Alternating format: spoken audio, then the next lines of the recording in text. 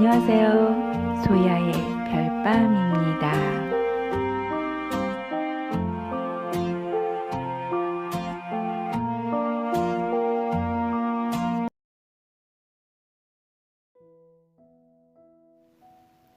림태주 산문집 그토록 붉은 사랑 일부 봄에 나오는 어머니의 편지를 읽어드리겠습니다. 아들아 보아라. 나는 원체 배우지 못했다. 호미 잡는 것보다 글 쓰는 것이 천만배 고되다. 글이 알고 서툴게 썼더라도 너는 새겨서 읽으면 된다. 내 유품을 뒤적여 내가 이 편지를 수습할 때면 나는 이미 다른 세상에 가 있을 것이다. 서러워할 일도 가슴 칠 일도 아니다. 가을이 지나고 겨울이 왔을 뿐이다. 살아도 산 것이 아니고 죽어도 죽은 것이 아닌 것도 있다. 살려서 간직하는 건 산 사람의 몫이다. 그러니 무엇을 슬퍼한단 말이냐. 나는 옛날 사람이라서 주어진 대로 살았다. 마음대로라는 게 당초 없는 줄 알고 살았다. 너희를 낳을 때는 힘들었지만 낳고 보니 정답고 의지가 돼서 좋았고, 들에 나가 돌밭을 고를 때는 고단했지만 밭이랑에서 당근이며 무며 감자리 통통하게 몰려 나올 때는 내가 조물주인 것처럼 좋았다. 깨꽃은 얼마나 이쁘더냐. 양파꽃은 얼마나 환하더냐. 나는 도라지 씨를 일부러 넘치게 뿌렸다. 그 자태고 온 도라지 꽃들이 물이 찌어 넘실거릴 때 내게는 그것이 극락이었다. 나는 뿌리고 기르고 거두었으니 이것으로 족하다.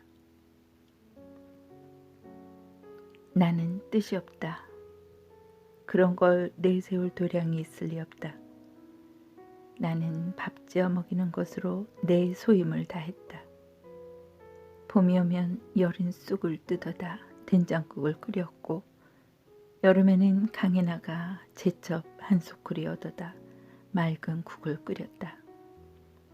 가을에는 미꾸라지를 무쇠솥에 삶아 추어탕을 끓였고, 겨울에는 가을물을 썰어 칼칼한 동태탕을 끓여냈다. 이것이 내 삶의 전부다. 너는 책줄이라도 읽었으니 나를 헤아릴 것이다. 너 어렸을 적 내가 나에게 맺힌 듯이 물었었다. 이장집 잔치마당에서 일 돕던 다른 여편 애들은 지새끼들 불러 전 나부랭이며 유밀과 부스러기들을 주섬주섬 챙겨 먹일 때 엄마는 왜 못 본 척 나를 외면했느냐고 내게 따져 물었다. 나는 여태 대답하지 않았다. 높은 사람들이 만든 세상의 지엄한 윤리와 법도를 나는 모른다. 그저 사람 사는 데는 인정과 도리가 있어야 한다는 것만 겨우 알 뿐이다. 남의 예식이지만 나는 그에 맞는 예의를 보이려고 했다. 그것은 가난과 상관없는 나의 인정이었고 도리였다. 그런데 내가 그 일을 서러워하며 물을 때마다 나도 가만히 아팠다. 생각할수록 두고두고 잘못한 일이 되었다. 내 도리의 값어치보다 내 입에 들어가는 떡 한 점이 더 지엄하고 존귀하다는 걸 어미로서 너무 늦게 알았다. 내 가슴에 박힌 멍울이다. 이미 용서했더라도 어미를 용서하거라. 부박하기 그지없다. 내가 어미 사는 것을 보았듯이 산다는 것은 종잡을 수가 없다. 요망하기가 한여름 날씨 같아서 비 내리겠다 싶은 날은 해가 나고 맑구나 싶은 날은 느닷없이 소낙비가 들이닥친다. 나는 새벽마다 물 한 그릇 올리고 촛불 한 자루 밝혀서 천지신명께 기댔다. 운수소간의 변덕을 어쩌지 못해도 아주 못살게 하지는 않을 거라고 믿었다. 물살이 센 강을 건널 때는 물살을 따라 같이 흐르면서 건너야 한다. 너는 내가 세운 뜻으로 너를 가두지 말고 내가 정한 잣대로 남을 아프게 하지도 마라. 내가 아프면 남도 아프고 남이 힘들면 너도 힘들게 된다. 해롭고 이롭고는 이것을 기준으로 삼으면 아무 탈이 없을 것이다. 세상 사는 거 별거 없다. 속 끓이지 말고 살아라. 너는 이 어미처럼 애태우고 참으며 제 속을 파먹고 살지 마라. 힘든 날이 있을 것이다. 힘든 날은 참지 말고 울음을 꺼내 울어라.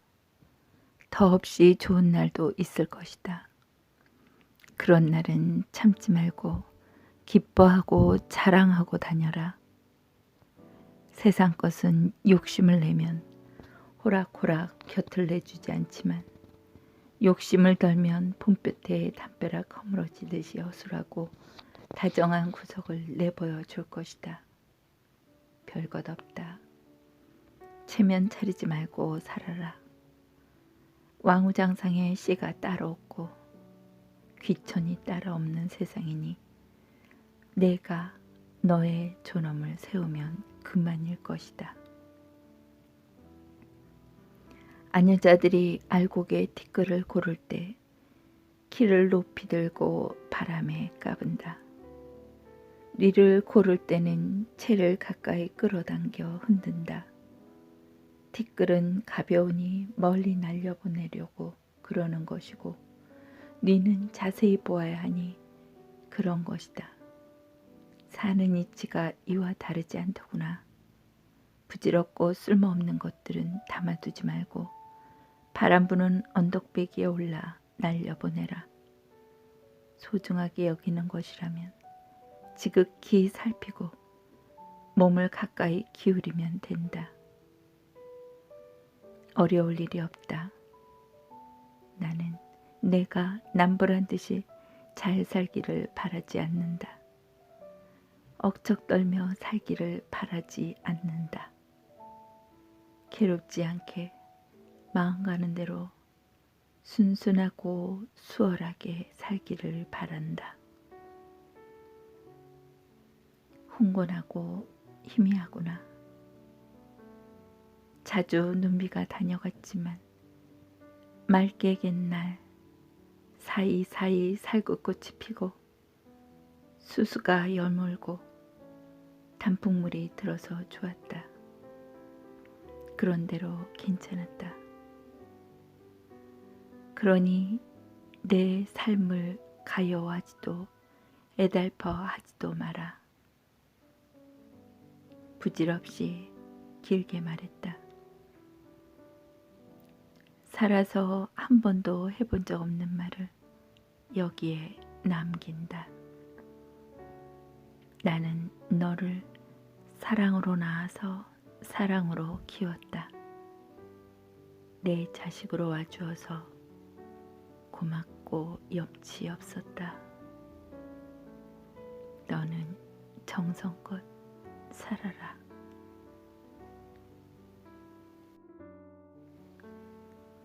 어머니의 편지 어느 독자분의 글도 읽어드려 볼게요. 이 편지는 시인의 어머니가 쓴 글입니다. 이 글을 볼 때마다 울컥하며 눈물 지어지는 까닭은 아마도 이 편지가 우리 어머니들 마음인 것 같아서이겠죠. 목소리를 크게 내며 내가 이겨야만 속 시원하다는 요즘 세태에서 조용한 삶을 보내는 것에 만족하신 어머니의 편지는 큰 울림을 줍니다. 또한 자식을 낳아 기르고 세상에 내보내는 것으로 소임을 다했다고 생각하시는 모습에서 거룩함을 느끼게까지 되네요. 이렇게 적어주셨어요. 저도 이 시를 보고 얼마 전에 써놓은 시가 있어서 함께 올려보려고 해요. 다음 낭송해 드리시는 제 시인데요.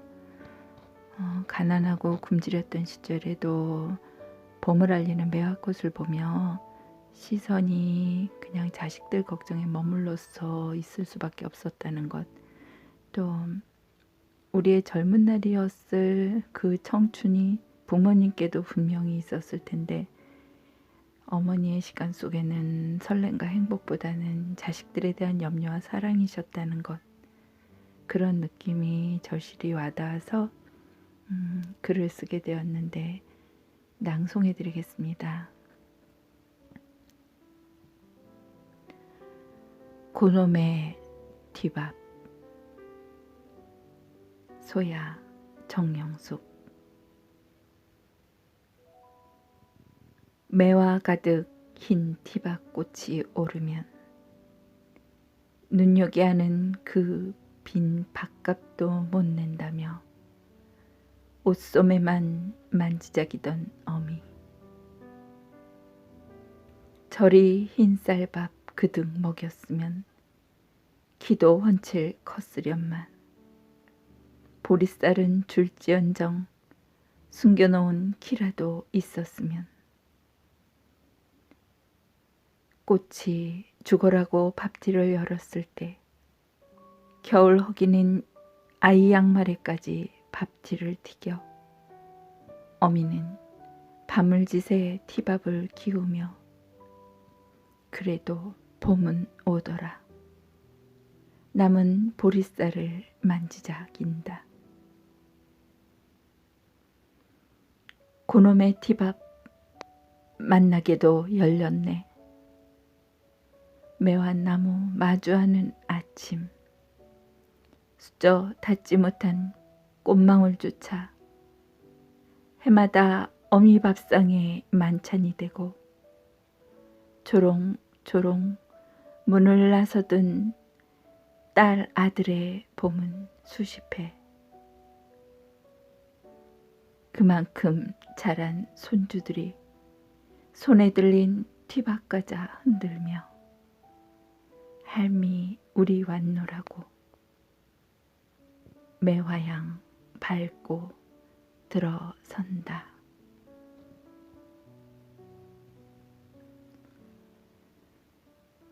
살아계신 부모님, 연락이 안 되는 부모님, 코로나로 많이 떨어져 있으면서 서로에 딸 빠지는 가족들, 또 돌아가셔서 생존의 기억만으로도 함께해야 하는 부모님들, 어머니,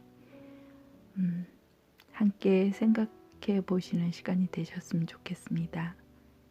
오늘도 감사하고 어제도 감사하고. 자, 오늘 소야의 글이 좋으셨으면 구독, 좋아요 꼭 눌러주시고요. 이번 주도 활기차고 어머니의 따스한 품속에서 자랐던 그 기억으로 기분 좋은 또 한 주로 시작되시기를 바랍니다. 다음에 또 좋은 글로 찾아뵙겠습니다. 안녕.